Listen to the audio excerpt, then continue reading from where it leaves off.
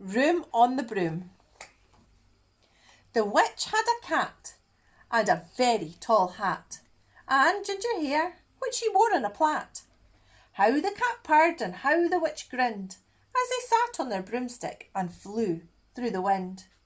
But how the witch wailed and how the cat spat when the wind blew so wildly that it blew off the hat. "Down!" cried the witch, and they flew to the ground. They searched for the hat, but no hat could be found. Then out of the bushes on thundering paws there bounded a dog with the hat in its jaws. He dropped it politely, then eagerly said, as the witch pulled the hat firmly down on her head, "I am a dog as keen as can be. Is there room on the broom for a dog like me?" "Yes," cried the witch, and the dog clambered on. The witch tapped the broomstick and whoosh! They were gone. Over the fields and the forest they flew. The dog wagged his tail and the stormy wind blew. The witch laughed aloud and held on to her hat, but away blew the bow from her long ginger plait. "Down!" cried the witch, and they flew to the ground. They searched for the bow, but no bow could be found. Then out from a tree, with an ear-splitting shriek, there flapped a green bird with the bow in her beak. She dropped it politely and bent her head low, then said as the witch tied her plait in a bow, "I am a bird as green as can be. Is there room on the broom for a bird like me?" "Yes," cried the witch. So the bird fluttered on. The witch tapped the broomstick and whoosh! They were gone. Over the reeds and the rivers they flew. The bird shrieked with glee and the stormy wind blew. They shot through the sky to the back of beyond. The witch clutched her bow but let go of her wand. "Down!" cried the witch as they flew to the ground. They searched for the wand, but no wand could be found. Then all of a sudden, from out of a pond leapt a dripping wet frog with a dripping wet wand. He dropped it politely and said with a croak, as the witch dried the wand in the fold of her cloak, "I am a frog as clean as can be. Is there room on the broom for a frog like me?" "Yes," cried the witch. So the frog bounded on. The witch tapped the broomstick and whoosh! They were gone. Over the moors and the mountains they flew. The frog jumped for joy and the broom snapped in two. Down fell the cat and the dog and the frog. Down they went tumbling into a bog.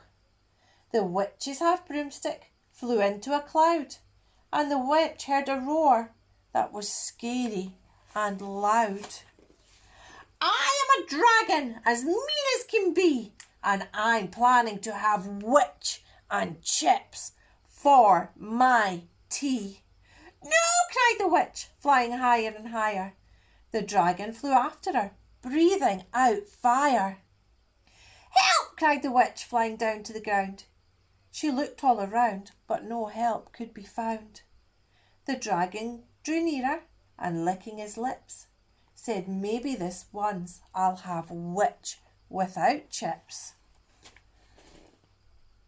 But just as he planned to begin his feast, out from a ditch rose a horrible beast.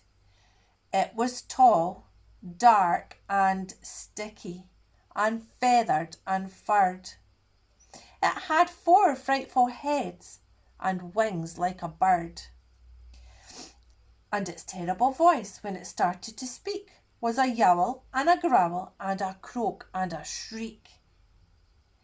It dripped and it squelched and it strode from the ditch and said to the dragon, "Buzz off, that's my witch." The dragon drew back and he started to shake. I'm sorry," he spluttered. I made a mistake.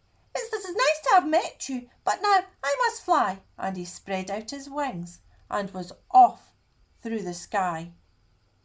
Then down flew the bird, and down jumped the frog, and down jumped the cat, and "Phew!" said the dog.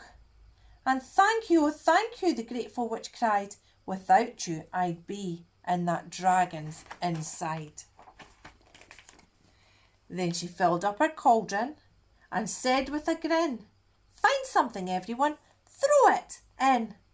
So the frog found a lily, and the cat found a cone. The bird found a twig, and the dog found a bone. They threw them all in, and the witch stirred them well. And while she was stirring, she muttered a spell. Iggity, ziggity, zaggity, zoom. And then out rose a truly magnificent broom, with seats for the witch and the cat and the dog, a nest for the bird, and a shower for the frog. "Yes," cried the witch, and they all clambered on. The witch tapped the broomstick, and whoosh! They were gone.